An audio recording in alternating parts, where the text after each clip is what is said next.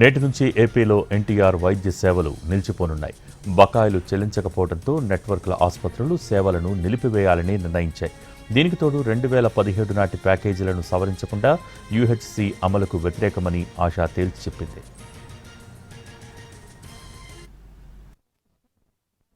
ఇన్నాళ్లు ఆరోగ్యశ్రీ లేదా ఎన్టీఆర్ వైద్య సేవ ద్వారా అందించే సేవలకు ప్రభుత్వమే నేరుగా చెల్లింపులు చేసేది. కొత్తగా అమలు చేయాలని నిర్ణయించిన యూనివర్సల్ హెల్త్ కవరేజీ కింద ఇన్సూరెన్స్ మోడల్లో చెల్లింపులు చేసేలా నిర్ణయించారు. అయితే ప్యాకేజీలు పాతవే ఉండటాన్ని స్పెషాలిటీ ఆసుపత్రులు వ్యతిరేకిస్తున్నాయి.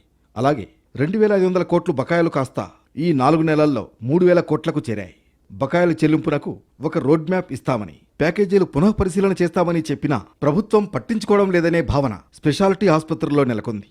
అలాగే హైకోర్టు ఉత్తర్వుల మేరకు 2017 నాటి ప్యాకేజీలను సవరించకుండా యూహెచ్సీ అమలు చేస్తామంటే వ్యతిరేకిస్తాం అంటున్నాయి ఆసుపత్రుల యాజమాన్యాలు. మరోవైపు స్పెషాలిటీ ఆసుపత్రులు యూనివర్సల్ హెల్త్ కవరేజీ కోసం ఇచ్చిన నిధులపైన అసంతృప్తి వ్యక్తం చేస్తున్నాయి.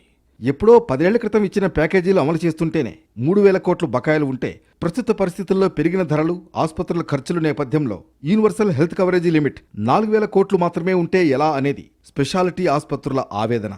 ప్రజలంతా ఎన్టీఆర్ వైద్య సేవ కింద వైద్యం చేయించుకోవడంపైనే దృష్టి పెడుతున్నారు.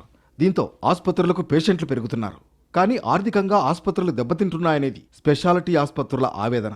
చిన్న చిన్న ఆసుపత్రులైతే ఇక మూతపడడమే తరువాయి అన్న చందంగా తయారైందంటున్నారు. దీంతో నేటి నుంచి ఎన్టీఆర్ వైద్య సేవలు నిలిపివేస్తున్నట్లు ప్రైవేట్ హాస్పిటల్స్ అసోసియేషన్ స్పష్టం చేసింది. 3,000 కోట్ల రూపాయల బకాయిలను వెంటనే చెల్లించాలని డిమాండ్ చేశారు ప్రైవేట్ హాస్పిటల్స్ అసోసియేషన్ అధ్యక్షుడు doctor Vijay Kumar. Universal health స్కీమ్ను స్వాగతిస్తున్నామని, కానీ 2017 నాటి రేట్ల ప్రకారం బిల్లులు చెల్లిస్తామంటే వ్యతిరేకిస్తామని స్పష్టం చేస్తున్నారు. డిసెంబర్ నాటికల్లా ఎట్టి పరిస్థితుల్లో అన్నీ చెల్లించేస్తామని చెప్పడం జరిగింది. ఇప్పుడు వరకు ఆ వన్ టైం సెటిల్మెంట్ అనేది జరగలేదు సరికదా. దానికి తోడు మళ్ళీ ఇంకొక 100-200 కోట్లు బకాయిలు యాడ్ అయ్యి ఈరోజు మా బకాయిలన్నీ 3,000 కోట్లకు చేరుకోవడం జరిగింది. ఈ బకాయిలు ఎప్పుడు చెల్లిస్తారో, ఎలా చెల్లిస్తారో తెలియపరచకుండా మళ్ళీ కొత్తగా ఈ స్కీమ్ తీసుకొచ్చి ఇది ఇన్సూరెన్స్ వరకు అప్పచెప్పేస్తున్నాం అనడంలో ఎటువంటి మా ఆందోళన ఏంటంటే, ఇది ఇన్సూరెన్స్కి అప్పచెప్పేసిన తర్వాత ఈ 3,000 కోట్ల సంగతి ఎవరు చూస్తారు?